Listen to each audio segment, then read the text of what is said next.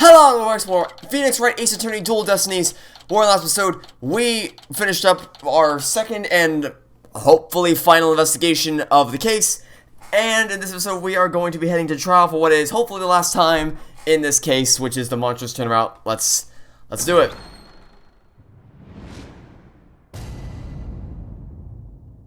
Yeah, I don't know. It almost feels... I think what it is it's overly complicated.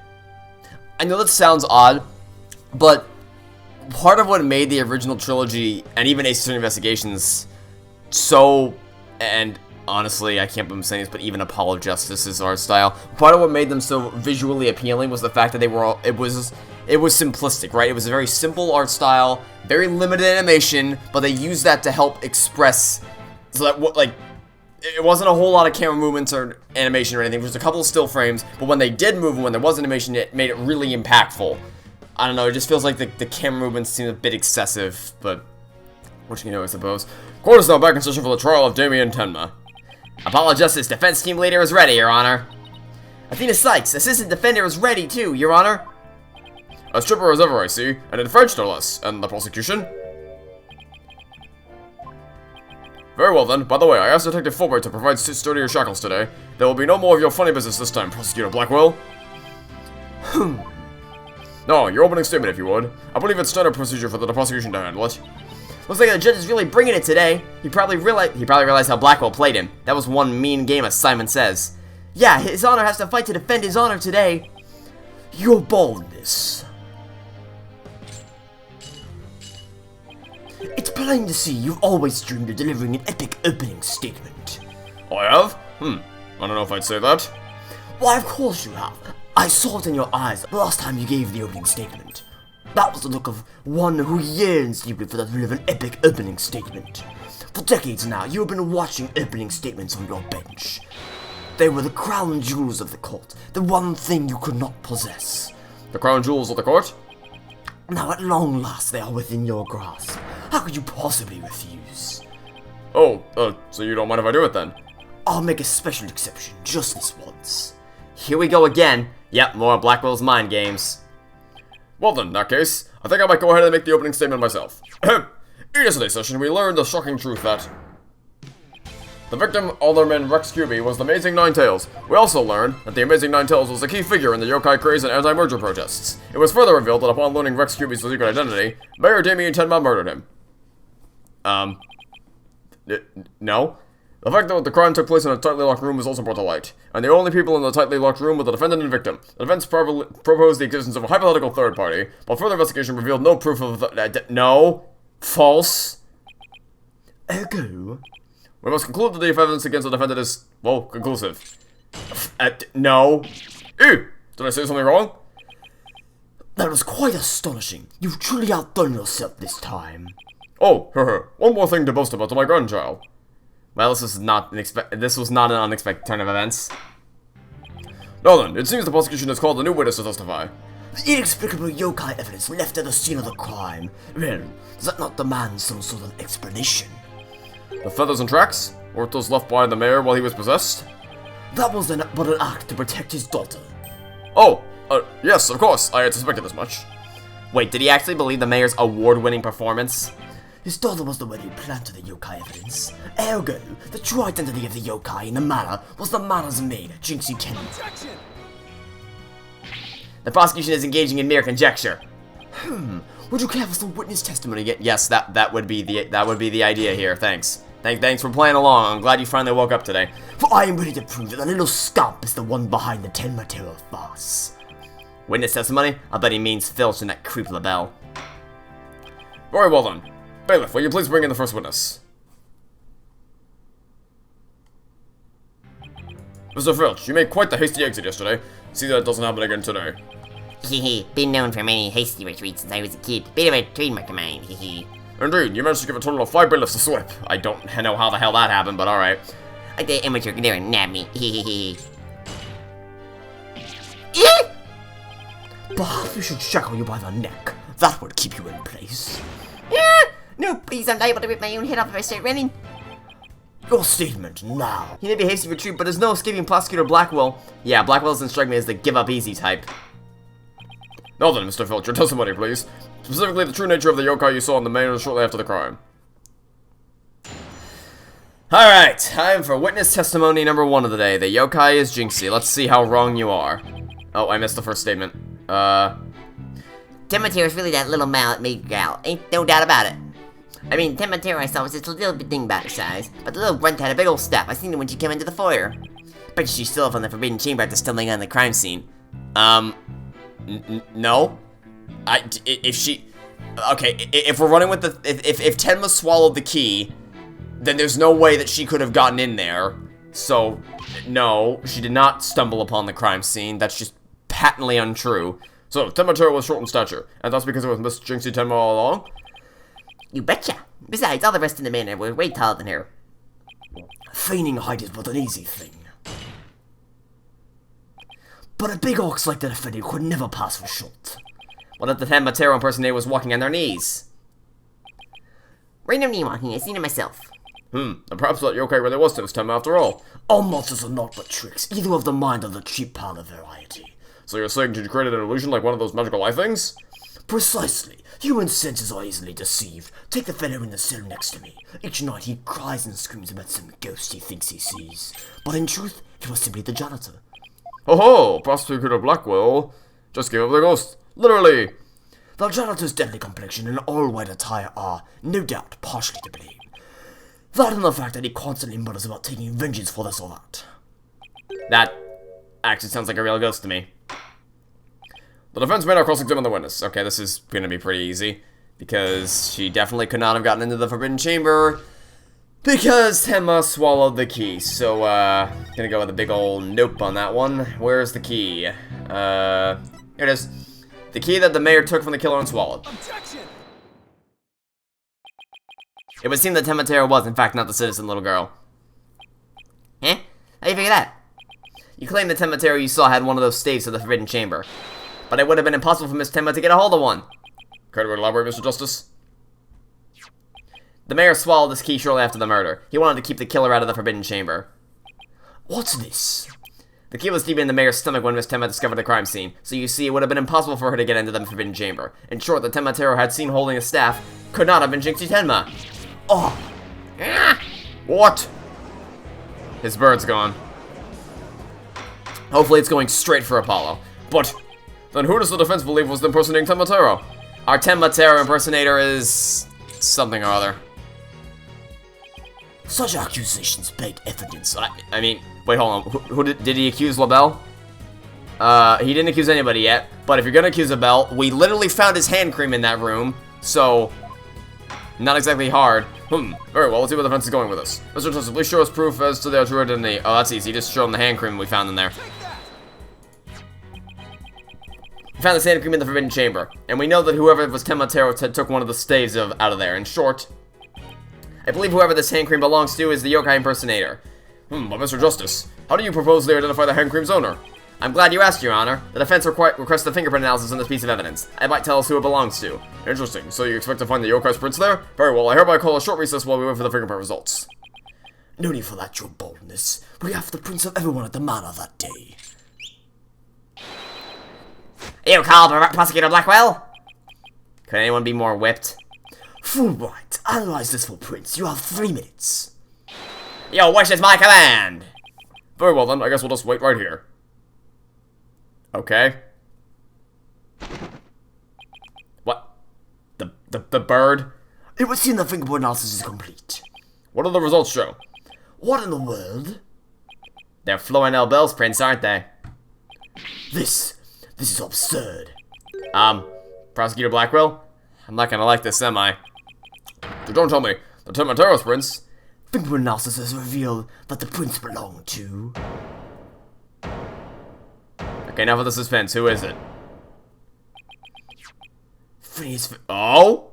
Objection! That's interesting. Wait, what? Then Mr. Labelle wasn't the one who entered the Forbidden Chamber? No, but the fact that he has that hand cream is still pretty implicative. Why, you tricksy little tanuki, explain yourself now. Sure, them prints are mine. I mean, I did pilfer that hand cream from Mr. Labelle after all. So you're the one who entered the Forbidden Chamber? So what if I did? You got a problem with it? Yeah! You fool of a Tanuki. That's an interesting twist. Order, order. Mr. Justice, can you explain what this could mean? Excellent question. The fact that Mr. Filch was in the Forbidden Chamber. Wait a second. Does this mean that Ten Matero holding that staff was Phineas Filch? Yeah! Another cat in the bag. Mr. Filch is Tempotero? That's... I mean, it makes sense, but I don't understand. Does it mean Mr. Filch is the rookie of... No, I wouldn't go that far. The witness will explain himself at this instant.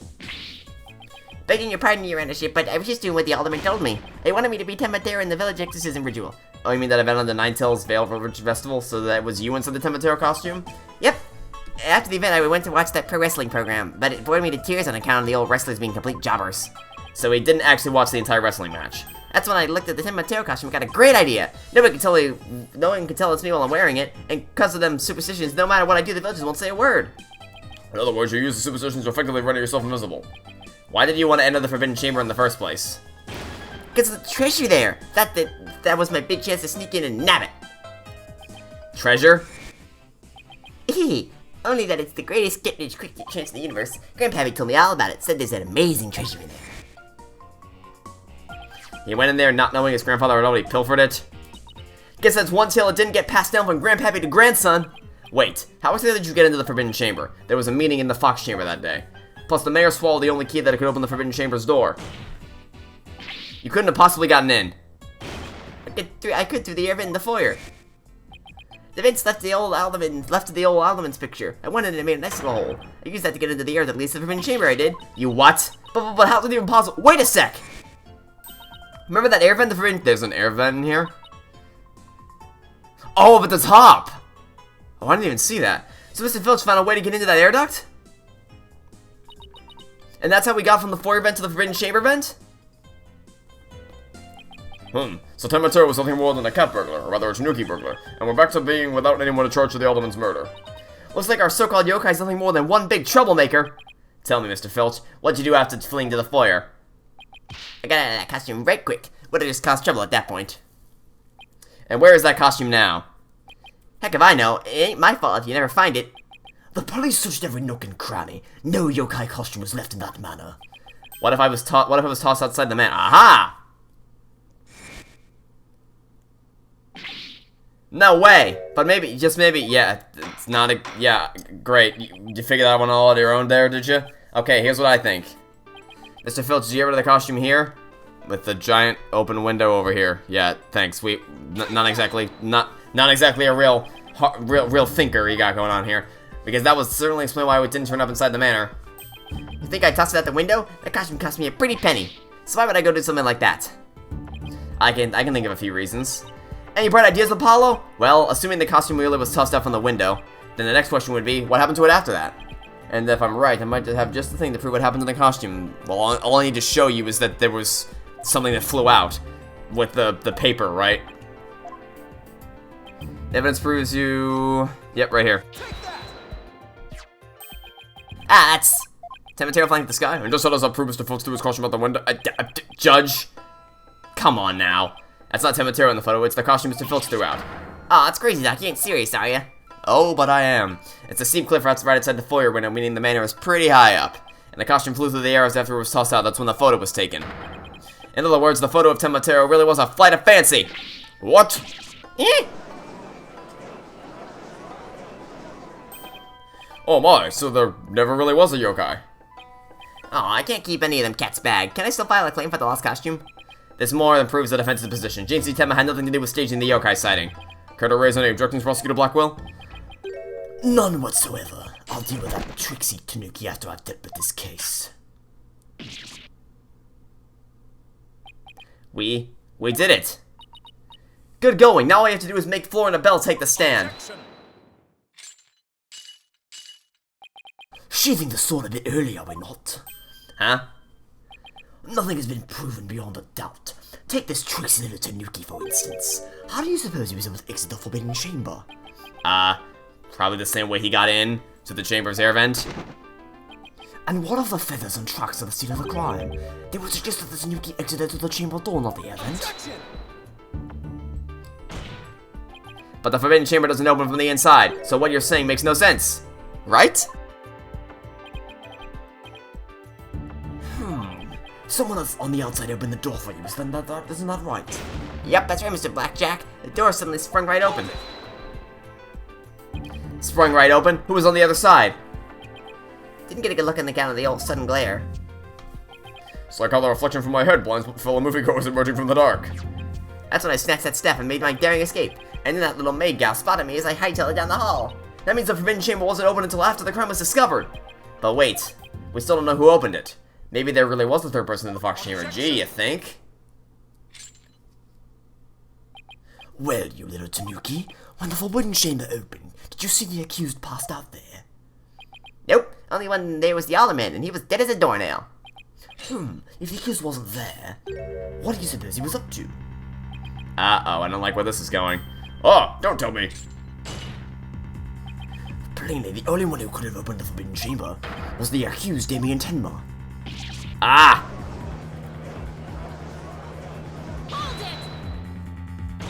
Wait a second, there has to be somebody else besides me and Tenma there. Really? And who might that be? Oh, well that would be... It seems our feisty little lass has forgotten the most important thing, evidence. I didn't forget, I was just testing your attention to details. Miss Slice, you can't prove your point without proof of some sort. It's a proven fact. Sorry, guess I put my foot in my mouth again. No, Athena, we're definitely onto something here. We are? Think about it. If Filch was stuck inside the forbidden chamber, one of the alibis we heard would no longer hold any water. The defense would like to call a new witness to the stand. Someone who knew Mr. Filch was stuck in the forbidden chamber, and by virtue of knowing this, has an alibi that no longer adds up. Ah, not that insufferable. Very well, the court will hear what Mr. Justice has to say. Who has the alibi no longer adds up? That would be one Mr. Florence Labelle. Why, that's the defendant's aide, Florence Labelle. Didn't you claim to be in the foyer at the time of the crime? True, but in his alibi, he also claimed Mr. Filch was in the foyer too. In short, Mr. Labelle's alibi has disappeared. Ah, there's that pursuit music. I really do love this pursuit music. This is awesome. Isn't that right, Mr. Filch? I reckon there ain't no keeping the cat in the bag here neither. It was all Mr. LaBelle's idea. He told me he'd button his lip about me breaking into the forbidden chamber. And in return, he said we'd vouch for each other's alibi. Shame on you, Mr. Filch. Perjury is a serious crime, you know. Aw, shucks. Mercy, your honorship. Mercy! Ah! Also, said that the person who opened the forbidden chamber for Mr. Filch was none other than Florence Labelle. After all, his alibi has just been proven to be a complete fabrication. I see. We will take a 20-minute recess, after which time we will see what Mr. Labelle has to say for himself. Yes! We're finally gonna drag that slippery snake onto the stand. In the meantime, the prosecution will question Mr. Labelle about these new allegations.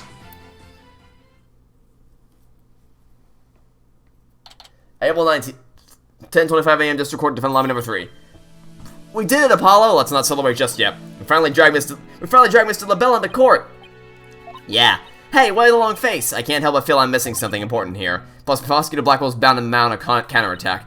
You really are a worrywart, aren't you? It'll be fine! That mystery figure who opened the forbidden chamber for Mr. Filch had to have been Miss Florence Labelle. I know, but that's not what's bugging me. I wish I could put my finger on it, though.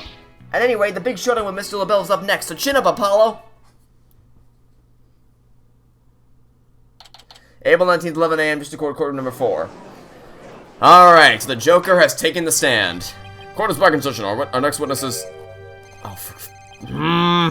Yes, I'm acting on behalf of the mayor in the very important matter. It seems the witness is predisposed at the moment. Surely you jest. I will hold you to your promise. Remember that. Oh, my deepest apologies. This is Florence Labelle, personally to Mayor Tenma, or should I say, the accused. Ouch, like the poor mayor hasn't suffered enough. Well, what business do you have with me? I'm a very busy man. Let's make this as brief as possible. Your boldness. Ah, right. Mr. Filch's testimony has revealed a hole in your alibi, and for this reason, you are suspected to have some sort of connection with the case at hand. To think I'd be associated with this entirely lurid affair. Oh my god, if you answer those stupid phones. But I'm not, so I may go now. I have very important matters to attend to. I don't think so, Mr. Labelle. Do you realize what a serious crime you've committed? Well, witness, you are being accused of perjury. This is your chance to clear the air. Fine, the truth is I faked my alibi for a very good reason. The mayor was obviously the killer, so I created a fake alibi to confuse the matter. You see, as his personal aide, I felt I had to protect him. Sorry. Think this is funny? Without your alibi, you're a suspect too! What were you really doing at the time? Poor peasant, how dare you accuse me? One of the beautiful people of being... Stop stalling and tell the court what you were really doing at the time of the crime! Enough jabbering. Swords have been drawn. The time for talking is past. Swords? What swords? This is a duel to the death. The fate of the accused rests in our hands. Begone, ye of cowardly hearts. Again? Oh my. Spare me, please! Okay. Blackwell, can you go, like, one trial without ruffling literally everybody's feathers? So much for sturdier shackles. Ah! Those chains hinder my vow that heads will roll this day. This gives keeping your head on in a court a whole new meaning. Will the witness please deliver the accused death knell? You know of what I speak. Ah, most certainly. His goose is already cooked. Time to stick a fork in him. Whatever he has to say can't be good. As I told Prosecutor Blackman during the recess, I rushed right over to the fox chamber when I heard little Jinxie scream. What? Then, drum roll please, I saw my attendant opening the forbidden chamber doors. What?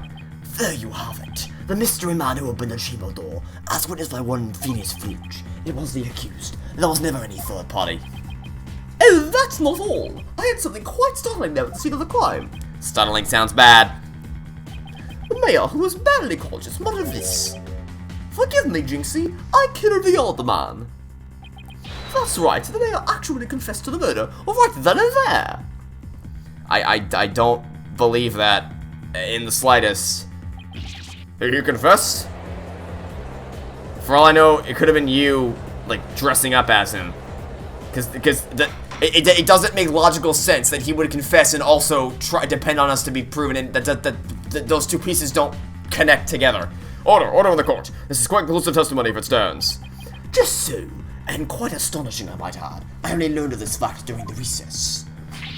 Ha! I just love surprises, don't you? That's why I saved the best for last. Consider a gift from me to you. No way, I don't believe Mr. Labelle heard the mayor confess. But, is this really true? Did Mayor Tenma really confess?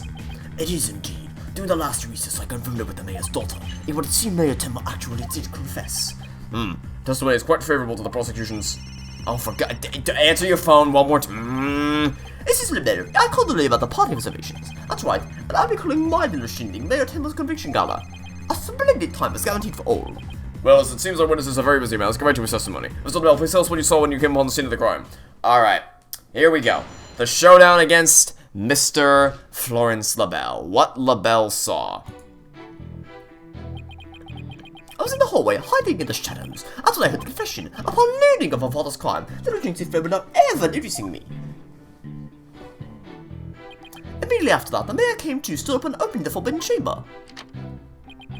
As I ran in terror, the demon emerged from his prison. In shock, I fled down the hallway to my right to remember the phone at the end. What? Didn't Jinxie say something about how she didn't... Where's Jinxie's statement? I was the count of the demons as it fled toward the foyer. Okay, right, so that's just wrong. You're just wrong then. Because you definitely would have ran into her. Yeah, you're just wrong. You're just buddy, no. Nope, don't even try. Don't even try. I must say this is a shocking revelation. I quite unexpected. To think the defendant actually confessed to the night of the crime. Perhaps it was too much to bear, so he confided in his daughter. You do realize you should not have withheld such crucial testimony from the court. Let's get sorry. It's just I feared being accused if I mentioned it coming upon the most unpleasant scene. Why did the mayor's confession have to be brought up by this guy? We better do something before the judge declares the mayor guilty. As a death row inmate once told me in years gone by, there is a time to fight and a time to yield, a time to live and a time to die. He's laying it on real thick now. The defense may cross-examine the witness. Okay, well this, again, real easy. All I gotta do is just say, hey, you should have seen Jinxie if you actually ran down there. So, that's wrong. I didn't want to open the chat log. And you're wrong. Once again. Florence Labelle, you're lying about having witnessed these events from the hallway. Oh, what on earth do you mean? Yes, could have also done the rest of Mr. Justice. If Mr. Labelle had really fled down into the hall with the phone in it, he would have crossed past Miss Tenma. What's this? After she discovered the crime scene, she immediately went to call the police, and then after making her call, she went back to the main hallway, whereupon she encountered the demon, yokai, or whatever you want to call it. As for me, I call it Phineas Filch in a Tenma Tarot costume. The encounter happened right there, where the hallways meet. As for Mr. Bell, if he had fled here, feigning escape from the yokai imposter. Well, yes, the two would have crossed paths. Right, except Miss Tenma told us that there was no one else in the hall. In short, Miss Tenma did not see you in the hall because you were never really there. Aw. Ha! Not such a fabulous sin now, is it?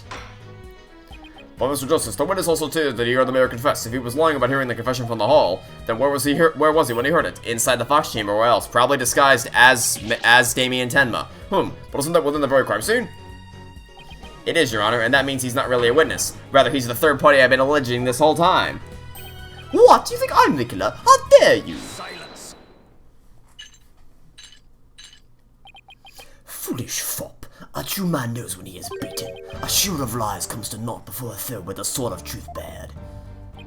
Prosecutor Blackwood, what are you? I thought we were on the same side. You are mistaken. There are no sides here save for my cold, steely edge of judgment. You are cloned upon this battlefield with naught but your lies and sickly sweet perfume. Wow, what just happened? Blackwell's really tearing into him. You heard the mayor's confession from the inside, did you not, you deviant dandy? For the sole location from which you could have seen and heard the mayor and the Tanuki, without either of them noticing you, was right there in the Fox Chamber. So that's how it's going to be. Fine, I'll come clean then. Seriously? You admit to being there in the Fox Chamber? I do. I did enter the room after the murder, but I was afraid of being falsely accused, so I lied about it. I feel terrible not lying like that, but it's a terrible cologne I used to protect myself.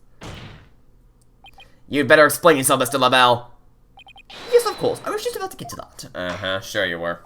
The witness is skating on thin ice. I'll remind you that perjury is a very serious crime. I'll tell your testimony again, this time without your perfume of lies. Perfume of lies. Nice. Okay. Here we go again. In the Fox Chamber. I did enter the Fox Chamber after the murder, but I didn't enter until after Jinxie had heard the confession and left. I heard the mayor groan and hid behind the folding screen there. What I saw there up close was absolutely horrifying. Okay. Yeah. You want to elaborate a little more on that?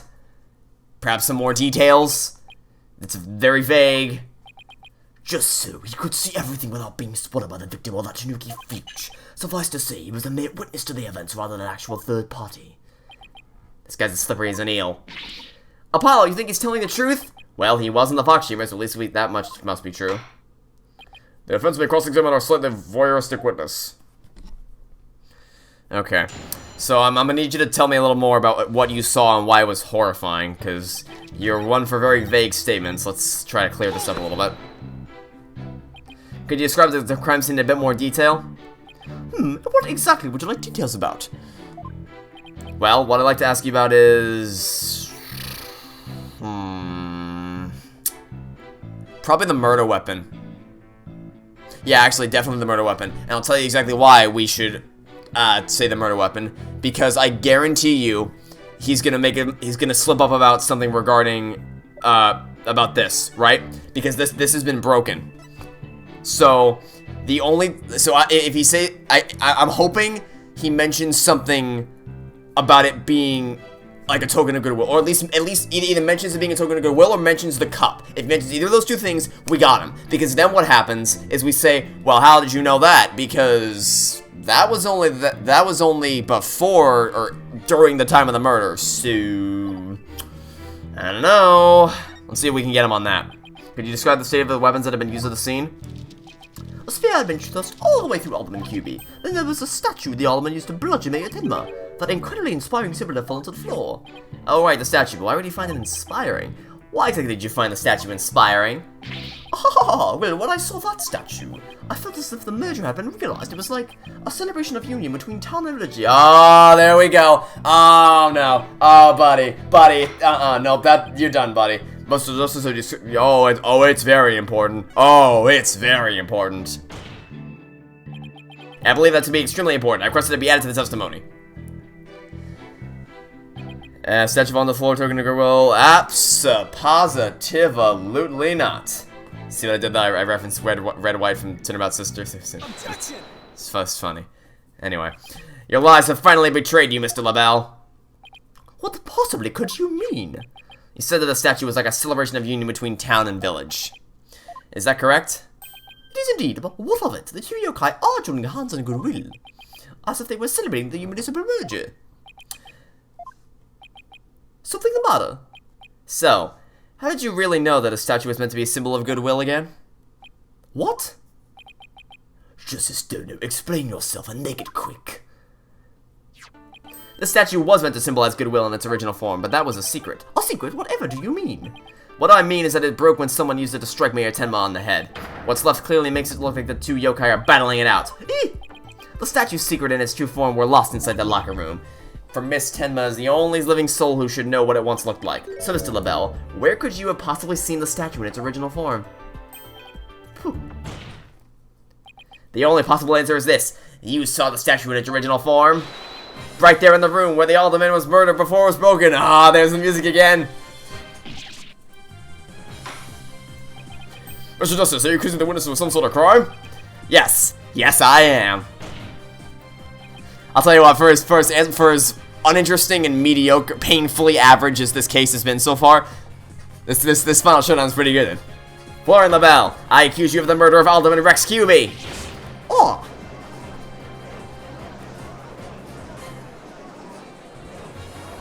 I love the guitar. Order, order. Mr. Labelle, you have been accused of murder. Do you have anything to say in your defense? Oh! How could you possibly accuse me, the embodiment of beauty? Way to go, pal! This is the conclusive evidence we needed. Magnifico! We got you now. We know you killed the alderman. Now admit it! Oh, Silence!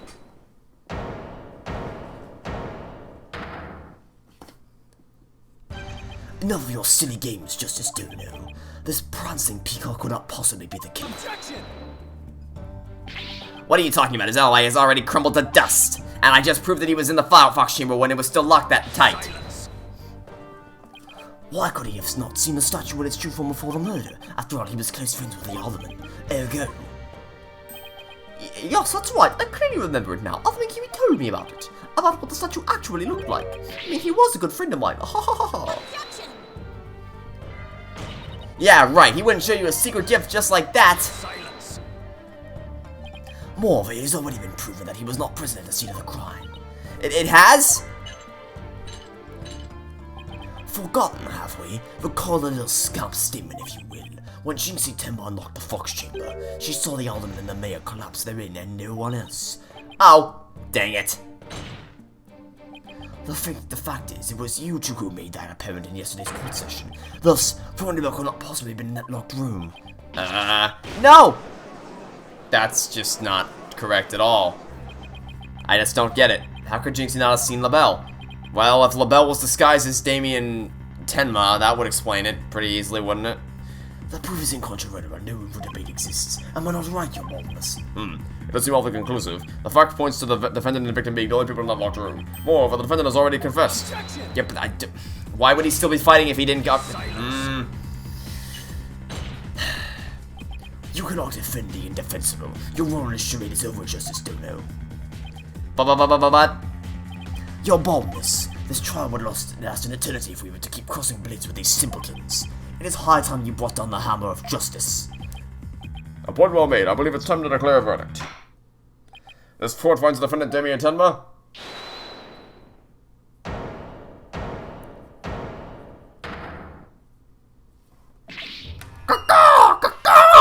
It would seem that my time is at hand. Mayor Tenma. Counsel, there is a matter to which I must testify. I will call it now only for your good graces. Counselor? Alright, he must be me. Yes, has he finally remembered what happened before that blow to his head? Bailiff, don't just stand there. Seize him. It's no good, I can't restrain him. There's literally nothing on...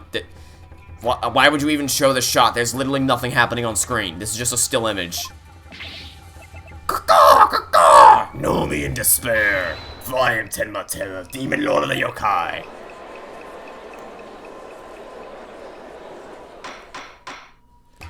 Mr. Justice, do something! But since when am I responsible for court security? Apollo, this is our chance. We might get some new information out of him. Your Honor, seeing as our client has something new to say, I believe due process demands that we hear him out even if he is a yokai. When you put it that way.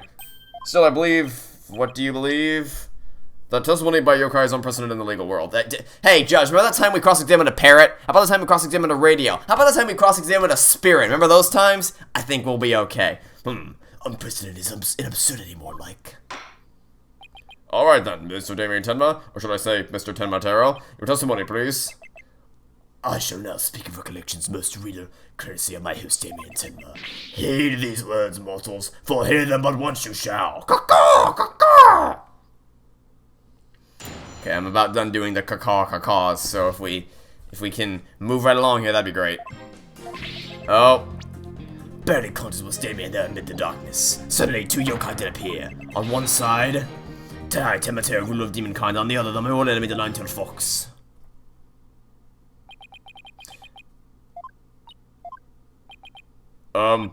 So, is the defendant asserting that the room he was in was very dark at the time? Strange as it may be, yes, indeed, all was in darkness. And the part about Tematera and the nine-tailed fox being there? Yes, that too. Tematera towered overhead, and the nine-tailed fox glittered gold. Ah!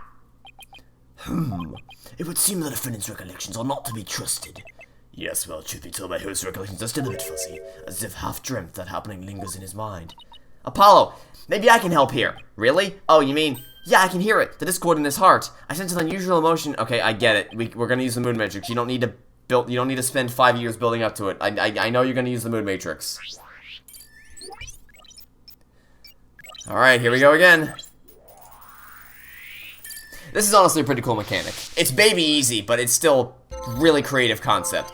Okay, barely conscious was Damien there amid the darkness. What's sadness is the only thing illuminating here. Yeah, that makes sense. Suddenly two yokai did appear. Yeah, you'd be surprised at that, and you'd still be staffed in the last thing. On one side, I Tematera, ruler of demonkind. You're still surprised, still sad. And on the other, my mortal enemy. Hold on a minute here.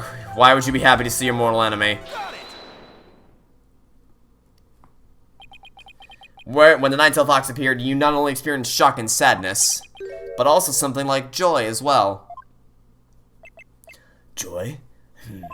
Perhaps it was joy at the light coming to my eyes at long last. A long and terrible creaking did pierce the silence. And then there was light. Unfortunately, it was a door that did produce the infernal racket. A creaking door? So that means he wasn't in the Fox Chamber, he's in the Forbidden Chamber, right? Because that would explain why he would have seen because there's two statues in that room, right? So this means the Forbidden Chamber was open, but what about the sudden light he described? I think I know, he mentioned darkness and Tematera towering overhead. Maybe the mayor wasn't really in the Fox Chamber at the time of the crime. Mr. Mayor, did the darkness that you were in happen to be... here? The Forbidden Chamber? Was it not the Fox Chamber where the murder did occur?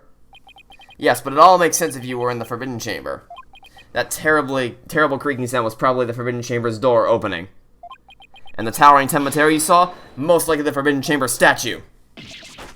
Why, yes, that would explain it. The darkness in the staff and the demon's grasp.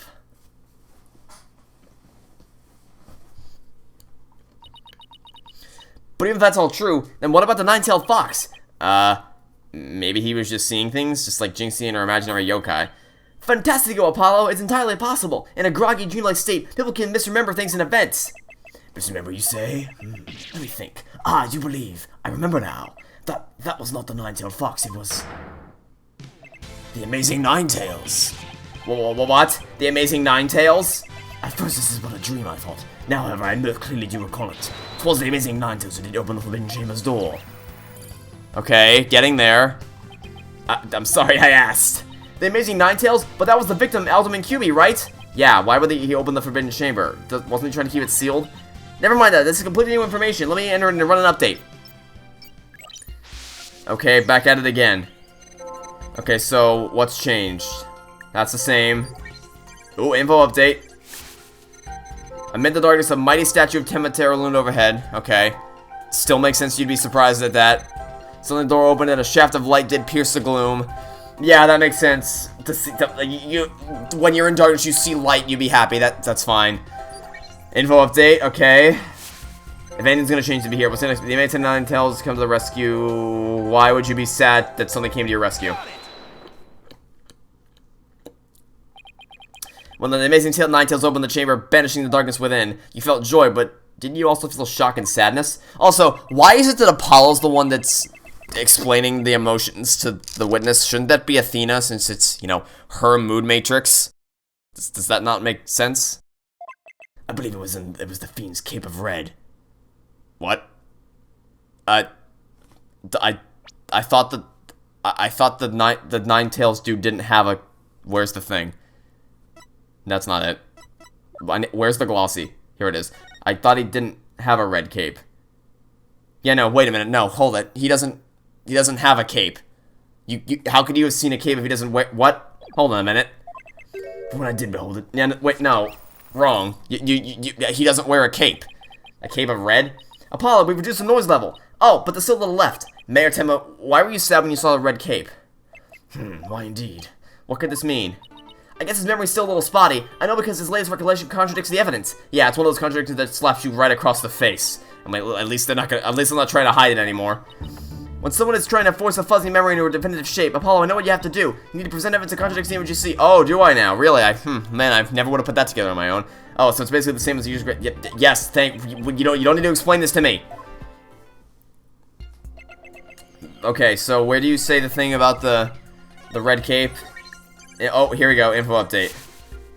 Aha! Nope. Wrong. Wrong. Just patently incorrect. Objection! You said the Amazing Ninetales cape was red. Are you sure about that? Yes, well, I do believe it was a red cape I saw, but... Mayor Tenma. Does this cape look red to you? Oh, that certainly does not look red, not even scarlet or crimson either. Nevertheless, upon my liberation, something red did fill my as-yet hazy field of view.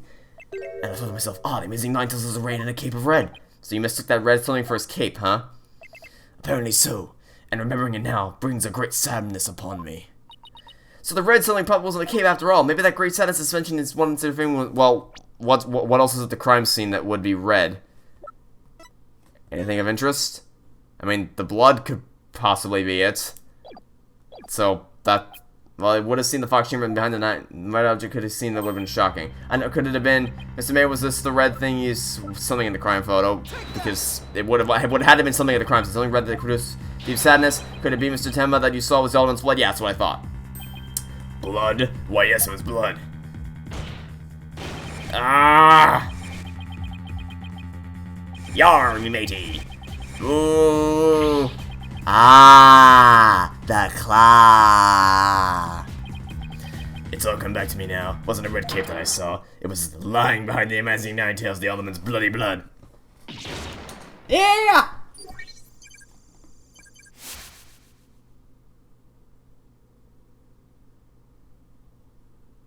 Okay. Am I supposed to...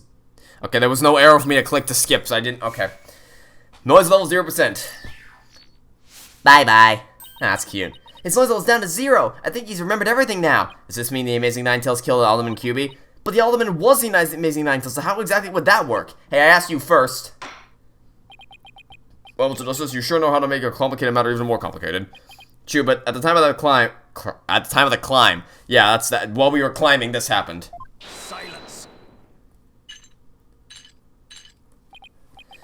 Oh, don't you think that's strange? The little scamp has already been confirmed to have wanted to be in the Fox Chamber, but you said not about seeing the Amazing Ninetales there.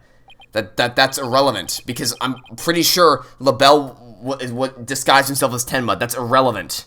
JC didn't see Labelle there either. Yeah, exactly. Wow, what a coinky-dink. I wonder if they're connected somehow. It's so weird, who really was in that room then? Will the defense care to share any theories with the court? Yes. Yes, I can. Yeah, of course I can explain it, because if I don't, we're in serious trouble. Not with more of your bluffs and fairy tales, I trust. Fair warning, Justice Dono. I shall have your head if you fail to explain this. What about a good old-fashioned penalty?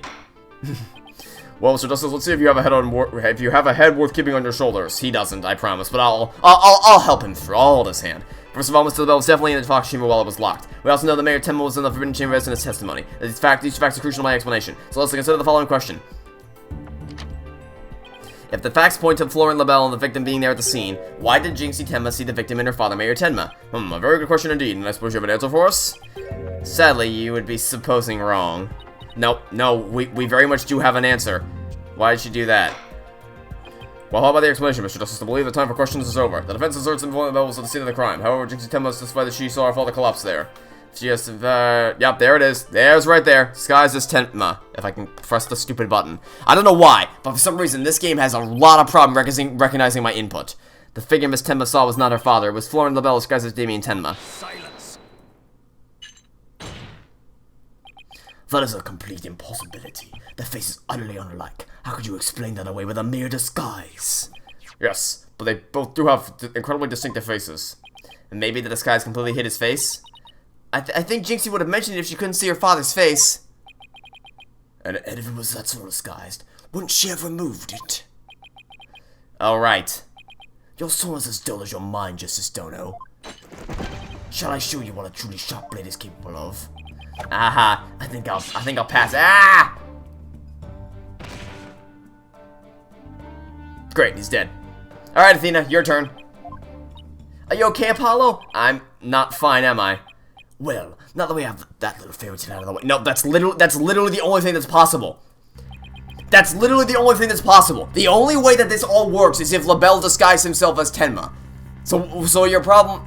Okay.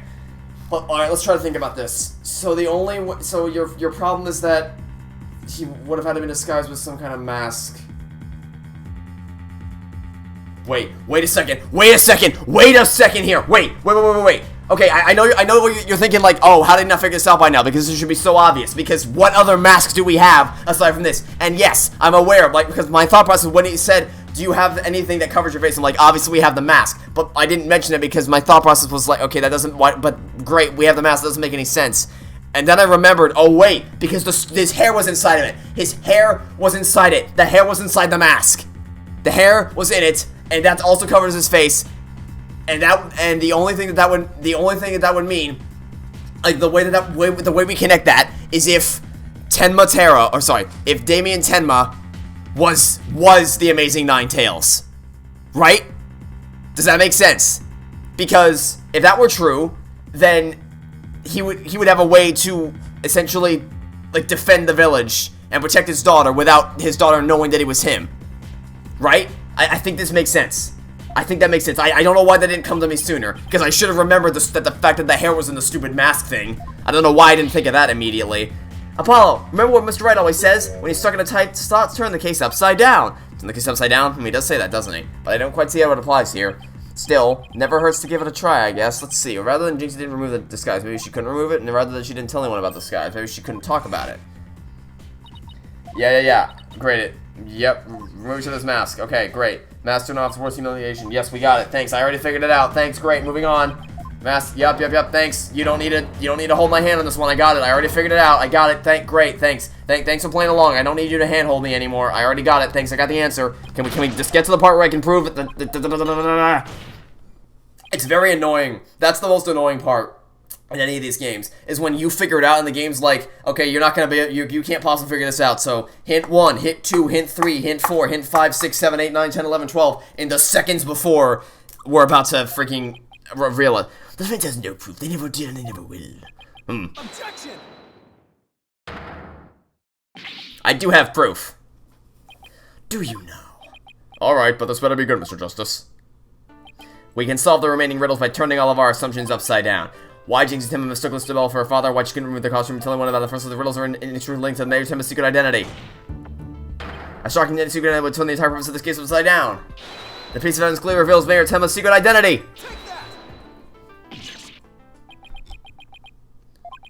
We thought the Alderman was the Amazing Ninetales and the Mayor was Tenma Terra. That's why we believe the Mayor killed the Alderman in his lust for Ninetales Veil, and it was his basis for the prosecution's entire case against our client. However, we got this whole thing backwards. Mayor Tenma Terra wasn't Tenma Terra at all. He was the Amazing Ninetales. What? You best explain yourself, Justice Dodo, and from where you derive such a far-fetched conclusion. Oh, trust me, there's been way more far-fetched things that have happened in the past than this. Jinxie no doubt knew the true identity of the Amazing Ninetales, but she couldn't tell anyone no matter what. Even though, unbeknownst to her, it was really Florence Labelle in disguise. The accuser, that deceitful dandy, are utterly dissimilar in physical beard and voice. But the little scamp would have seen the difference. Remember, Mr. Labelle has his very own brand of cosmetics. Why couldn't he fake a different build, too? And anyone speaking through a mask would naturally sound different. Silence. Why did she not simply pull the mask off? A masked wrestler's disguise is more precious than life itself. As a huge fan of the Amazing Ninetales, she would never dare unmask him. Getting close to the truth here. This case's mistaken identity also explains the riddle of the locked room. Then by all means, Mr. Justice, answer it for us already. First, Mr. Labelle into the room where the mayor and alderman were talking. I suspect he brought with him coffee laced with some sort of sedative. Once the alderman was out cold, that's when Mr. Labelle killed him. Next, he took the mayor, who had also drugged into the Forbidden Chamber. Then he returned to the Fox Chamber, slipped into some of the mayor's spare clothes, and completely disguised by donning the Amazing Ninetales mask. With his entire charade in place, Mr. Labelle then let out a scream. The scream that led Jinxie Tenma to the scene. Ah, so then, the person who said I killed Alderman QB was... Yep, that was Florence Labelle in disguise. The mayor never actually confessed. Silence. To absolutely no one's surprise. This is no more than guesswork and speculation. Now stop your jabbering. Objection. No, you twisted samurai. This time, you stop your jabbering and let me finish making my case. What's this? Apollo's actually surprisingly competent this time around? This is strange. Once Miss Tenma left the scene, Mr. Labelle, still wearing the mayor's clothes and mask, opened the Forbidden Chamber, so we could drag the mayor back out into the Fox Chamber. Oh, so the Amazing Ninetales the mayor saw was... Right, it was Labelle opening the Forbidden Chamber. The second time Mr. Labelle opened the door to the Forbidden Chamber, but he happened to catch the thieving Mr. Filch by surprise. Startled, Mr. Filch in his Tenma Terra disguise ran as fast as he could away from the room. As he did, he left behind him a trail of feathers and tracks, and gave Miss Tenma the scare of her life in the hallway. With no one left to witness the offense that had occurred, Mr. Labelle then proceeded to drag the sleeping mayor back into the Fox Chamber. I see. Well, that all certainly does make sense. Then, after dragging the mayor back into the Fox Chamber, Mr. Labelle threw the mask out the window and fled the room!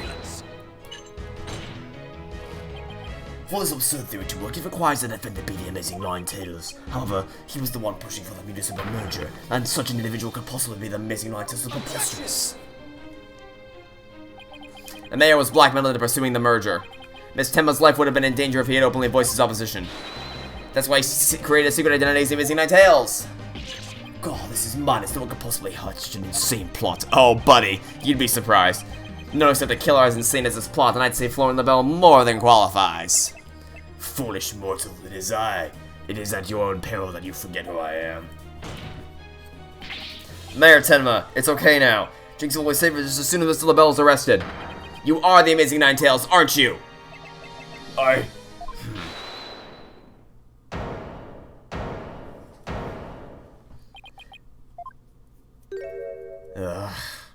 Round two, huh? Ah, you have quite the active imagination. Mayor Tenma's not the Amazing Ninetales. Objection. What do you mean?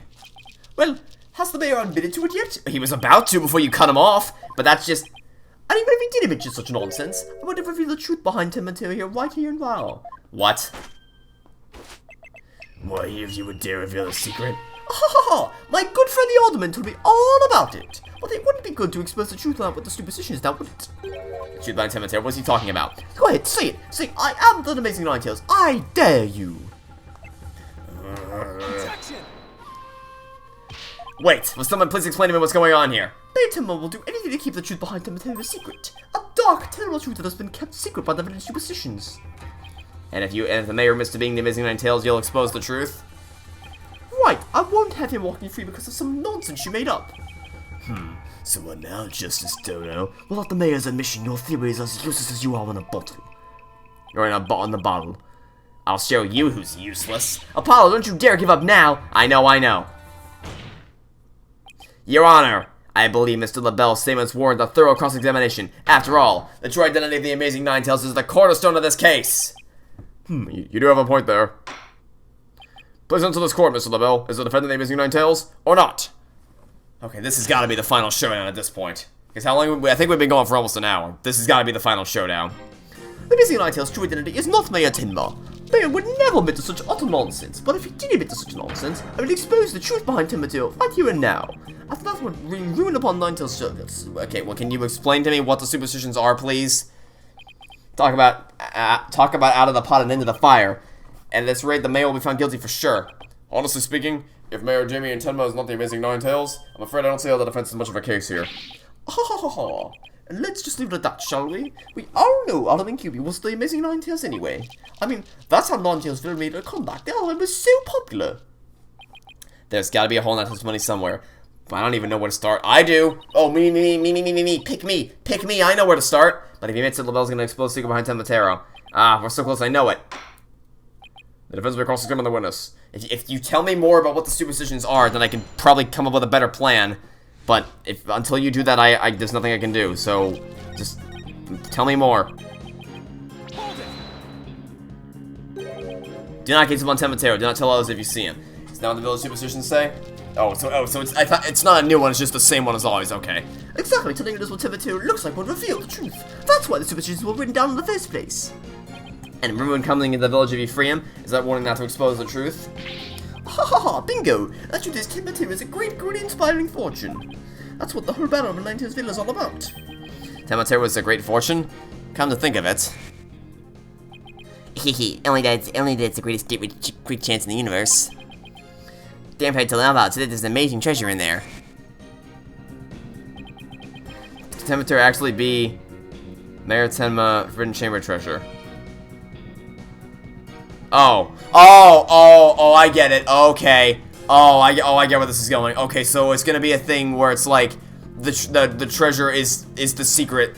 Like the superstitions are keeping it secret.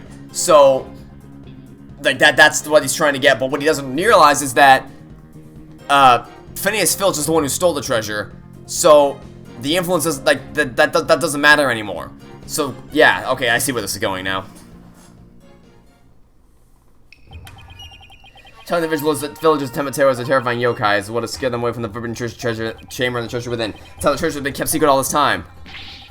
Well. Since our Ace Attorney here has... Yeah. Did you actually say... Okay. Mayor Timoteo looks like he wants to keep the truth hidden as much as I do. Tragedy is doomed to repeat itself as long as Timoteo exists. That's why the secret must be protected. As long as Timoteo exists, huh? Well, do I have a surprise for you? Because, as it happens, we know a little something about this, statue right here. Objection! Mr. Labelle, what if Timoteo no longer existed? Revealing the truth would no longer be an issue, would it? If Timoteo no longer existed? What on earth are you talking about? Oh, apparently you haven't heard. Timoteo no longer exists. But I guess you didn't get to do a thorough search after the key was taken from you. Because when we searched the Forbidden Chamber, there wasn't any treasure in there. Really? Well, maybe you weren't looking in the right place. Sorry, but I have proof that Timoteo no longer exists. Take a look at this figure. What do we have here? We found this in the Forbidden Chamber. It's an Azuki Kozo figure. The great thief Azuki Kozo used to leave them at the scene of his crimes. Are you suggesting that Timoteo has been stolen? Yep, Phineas Fletcher's grandfather, Master Thief, was the culprit. above that hideous wall that can't take his grandfather, no less. My beautiful good and Timotero was... The great, inspired by Tenma can no longer bring ruin upon Ninetales Vale.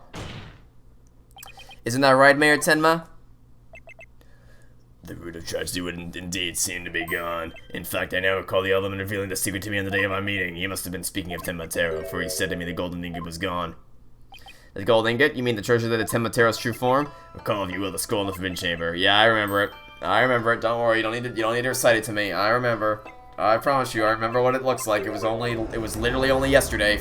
Yesterday for you guys and like an hour ago for me. Maybe 2 hours ago, I don't know how long. I played budget cuts too in between recording episodes. Yes, indeed, for there was no greater monster than a mortal man's lust for gold. Well, you know what they say, the love of money is the root of all evil. My ancestors did bring a terrible thing here to Ninetales Vale. A thing so terrible. Tenma, monster just as terrible, had to be created to keep it a secret. Yet we have naught but love for the little village to which we owe our very existence. Tenma Town would never seek to take over Ninetales Vale in a merger. Oh my, that was quite a shocking lesson in history. Mayor Samara, now that we know Tenma no longer exists, are you ready to admit your secret? You are the amazing Ninetales, aren't you? Oh, come on. No, don't do it. Please, no. Wee. Begone, you demented demon. Now where was I? The Golden Lord of Yokai, the amazing Ninetales, is indeed me. Ah! And that means Jinxie. Yes? The man wearing the mayor's clothes who you saw collapse in the Fox Chamber, was he wearing the amazing Ninetales masks? Uh-huh. So maybe think it was Papa. He said he was going to reveal the secret identity to Alderman Kiwi that day, so it was really Papa I saw? It was Florence's idea from the start. He advised me to reveal my secret identity to the Alderman. Yeesh, rude Goldberg machines have less elaborate setups than Labelle's scheme. You may rest easy now, little Jinxie. That monster's deception is thorough. The truth facts to become the heinous case have finally come to light. Mayor Tenma did not kill Alderman QB, but Florence Labelle did. How dare you! Silence. Oh, come on, what? There's no room for doubt. What are you doing, buddy? Justice Derek, you should at least have a real blade in your hands if you desire to cross swords with me. Or have you mistaken this battlefield for a training ground? What's this guy want now? Evidence is like a razor-sharp blade that cuts through every bone as though it were butter. But you have only blind guesses. A dull blade incapable of cutting even a cake. Yes, you there, Mr. Justice. What? What? What? They're right, let's see some evidence. Of course, a perfect being like me wouldn't leave any equipment. Yeah, your hair is in the damn mask. What do you mean? Don't act so smug. Your hair is literally in the damn mask. This is the no. I'm not even giving you the satisfaction of anger that you people are too stupid to understand this. Yes, of course I do. Evidence? Oh, I have evidence. You do? Of course, it's just the conclusive evidence we need too. I'm gonna finally prove Mayor Tenma innocent. Here comes justice.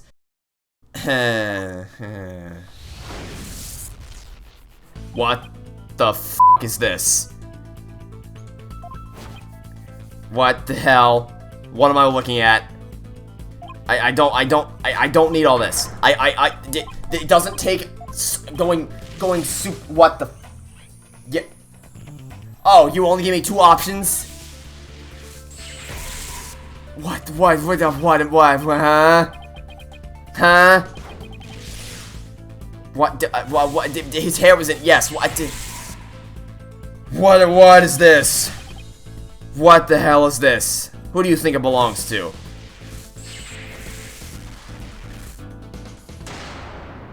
Wow, really? What a shocker! Wowie! I never saw that one coming. Yep, that's what I call conclusive evidence. Well, Mr. Justice, do you have any conclusive evidence to present to this court? So, not only did they introduce freaking perceived to him, they gave him whatever the hell that was. Okay. Yep, that makes this makes perfect sense, of course. Okay. Of course I do. Observe this mask, if you will. The mask? How is that conclusive evidence? It's not the mask itself, but the white hair inside it. We originally thought it belonged to Alderman Rex QB. Yes, but the amazing Nine Tails that we now know is Mayor Tenma, so... That is correct, so the question is, whose hair could it be? And the answer to that is the last person to have worn it before was discarded. That would be you, Mr. Florence Labelle. Ah, one last time to hear this music. Well, I would assume one last time, because we're over an hour at this point. Silence. For this case, I mean.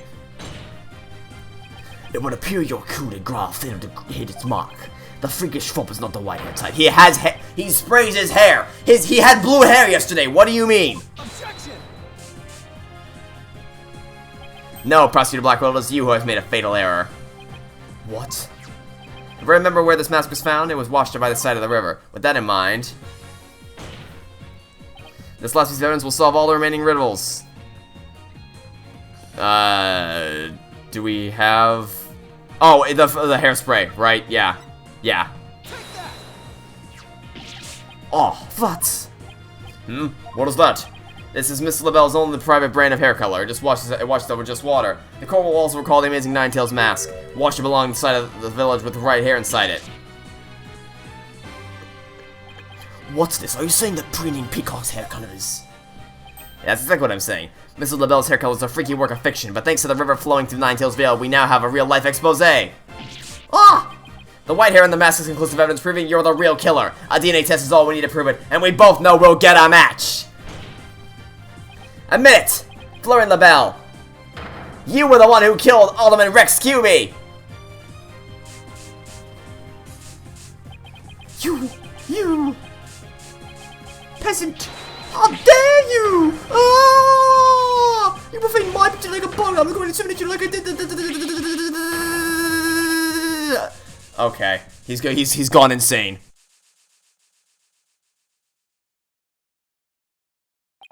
Oh dear. You good there, buddy? Okay, that's cool. You do your thing, I guess. No, I don't really care about you. It's preposterous. I saw Blackwell defeated. Yeah, join the club. You're not the first prosecutor to be knocked down by a rookie. Order on the court.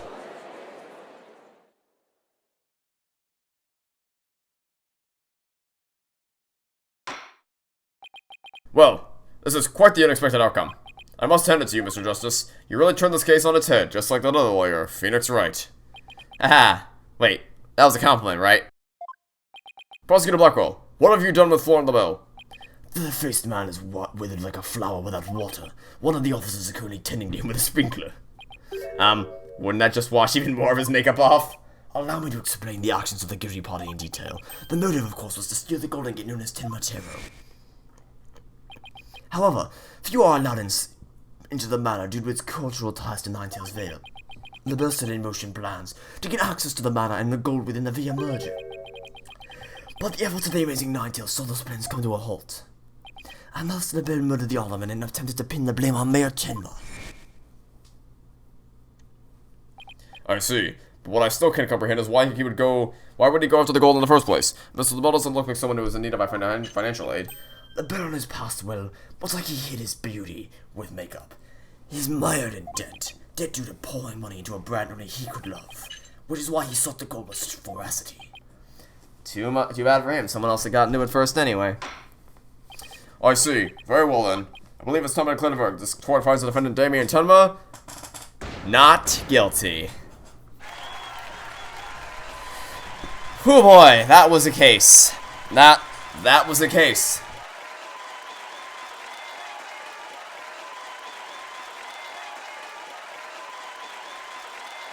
Okay, this celebration's going on a little too long. Court is adjourned. That was a case. Indeed. April 19th, 1:23 p.m. District Court, defendant number 3. That was some seriously good lawyering, Apollo. Even I didn't see that coming. Haha, just got lucky. No credit to Athena? None? Okay. You banished Timoteo from Ninetales Vale like he was some sort of exit. She definitely deserves a lot of credit for that as well. This wasn't exactly a one-man show, but okay, sure thing, Phoenix. Still one thing I don't understand. How come Mr. Labelle didn't kill Mayor Tenma too? He could have set it up so the mayor murdered the alderman and then died from a counterattack. That would have removed at least one possible fly from the ointment. I was wondering about that too, but I have a hunch Labelle was biding his time. He was planning on exposing the Amazing Ninetales' true identity himself. Huh? But why? Because the mayor was the Amazing Ninetales. Had Labelle succeeded in framing Mayor Tenma for the alderman's murder, the wrestler's popularity would have plummeted once his identity was revealed. Oh, I get it. If the Amazing Ninetales was just killed, he'd die a hero, but if he was proved a villain, his fans would abandon him, making the merger that much easier. Right, that's when the merger was complete and everything cooled down. He'd be able to scourge the Forbidden Chamber at his leisure. What an insanely intricate plot. A most excellent job clearing my name. A feat worthy of the Demon Lord's approval. Why are you acting like Tenma again? Let this be of no concern to you. How could it not concern me? Tenma will be gone! Ah! Jinxie, seems like ages since I've laid eyes on you. Papa, you're finally back! Yes, it would seem Tenma was no match for you, haha. I'm not scared of that silly yokai anymore. Your father's a free man now, Jinxie. Isn't that great? Thank you for all you've done. Seeing you guys in action, it made me feel like I don't have to be afraid anymore. Aww. Wait, is Jinxie actually smiling? This is all thanks to you two. Too bad the Amazing Ninetales will have to retire, though. Aw, how come? Once everyone hears I'm the Amazing Ninetales, my favorites will nosedive. After all, I'm not the most popular of people. Another reason for my secret identity. I don't see how I can possibly continue.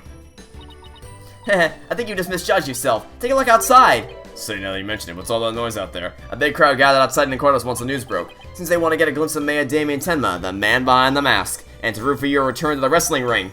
Rooting for me, but I thought I was nothing more than a male factor in their eyes. The only one who really matters is Jinxie. Show her how cool you really are. Yeah, you're the coolest when you're out there fighting the ring, Papa. Jinxie. Here. Think you're gonna need your mask. Thank you. Now if you would excuse me. I don't want to keep my fans waiting.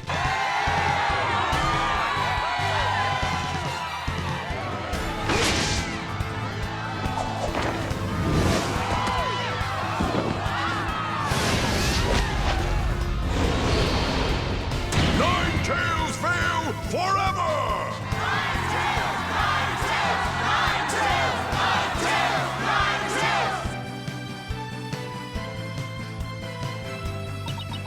I'm sure if they can settle the problems between Tenma Town and Ninetales Vale, me too. I'm sure they'll be fine. After all, the blackmailer slash killer is behind bars and the murder is no longer an issue. Plus, the Amazing Ninetales is obviously still ahead, and I suspect Ninetales Vale will be too. And it's all because we believed in our client, just like you said. Okay, people. Now that we've got that one in the bag, let's get something to eat. I'm starving. Sounds good. I've been so nervous I haven't eaten since yesterday. But I keep eating, Apollo. But you might have to start looking up at me. Oh, I'm definitely past my growth phase, and you should be about past yours, too. Are you kidding me? I'm just getting started. Ready or not, it's face stuffing time. Keep eating like that, and the only direction you'll grow is sideways. Apollo! Very funny. But I got a hollow leg I can eat as much as I want without getting an ounce. Really? Oh, I can't wait to see this. Calories? Ha! Just let him try to stick on me. Alright, already, you two. Let's get going before the old man closes shop. Eldu's... You had to remind me of that dumbass case, didn't you? F***ing Noodle Man and Wacky Wacky. I already forgot about them, and now you had to drag them out of the ground. Was that really necessary? I'm with Mr. Wright, let's go. I've been waiting to have a bowl from there ever since Mr. Wright told me about them. Why? Well, what are we waiting for? The noodles are on me today, so I expect some serious eating from you two. Yay! Thanks, boss! I won't let you down! Athena has no idea what she's getting into. Mr. Oda's noodles are so hot and salty, the 2 bowls would kill a man. That was our first case to get- No! Little did I know that it had been lurking all along. Right there, behind us. The first time... I'm just gonna wait. First time it made itself known was during the murder at Thieves Legal Academy. What happened? What made what's self-known? That case would mark the twilight before the dark, cold night that was to come. Okay, I didn't read most of that because I tap it to... Usually I tap it to all the text that displays on screen. Is it gonna start the next case again? Illustrations and anime cutscenes galleries have been unlocked. It's good extras and deals to view them. Okay, well I'm assuming, because this happened last time, that it's just gonna launch straight into the next case if I click OK, so I'm just gonna pause on the screen and say that... That case was painfully average. Like, it wasn't bad, per se, because it wasn't broken. Like, the story made sense. It was all logically consistent, and the real... And really, it's just the characters, I guess. Like, I didn't really care about any of the characters all that much. Damien Tenma and Jinxie, the relationship those two had was nice, but they didn't really get to they didn't establish it a whole lot or develop it a whole until the very, very end. And that was the best part, because the whole case wasn't really interesting. One, they showed who the killer was in the opening cutscene. I don't know why they did. That was a really stupid decision, because the case could have functioned perfectly fine without doing that. But, okay, whatever, I guess. Number two, the setting itself was underutilized. Like, they had some really cool stuff going with the culture, I guess. It just didn't really do a whole lot to really, I guess, develop it all that well. Character-wise, the only people I really cared about were Damien and Jinxie, which I didn't really spend a whole lot of time developing until the end. Detective Fulbright, I guess I can talk about those guys. So Detective Fulbright, he's no gumshoe. Let's just be upfront about that. He's no Gumshoe, and he's no Emma Skye. But if this means that we don't have to see Emma Skye get ruined again, I'll happily accept Fulbright over Emma, but I still would like to have Gumshoe back as that detective role. Let's talk about Blackwell for a second, because Blackwell's awesome. I don't know that I buy the idea that he would have been able to serve as a prosecuting attorney while he's in prison. That's a little silly, but I guess if we're going for the whole Dark Age of the Law thing, I guess it fits under that guise. But the real highlight of this case was that ending. Not so much the trial. The final trial was kind of just, average, I guess. The music's still awesome. I really love that Pursuit theme.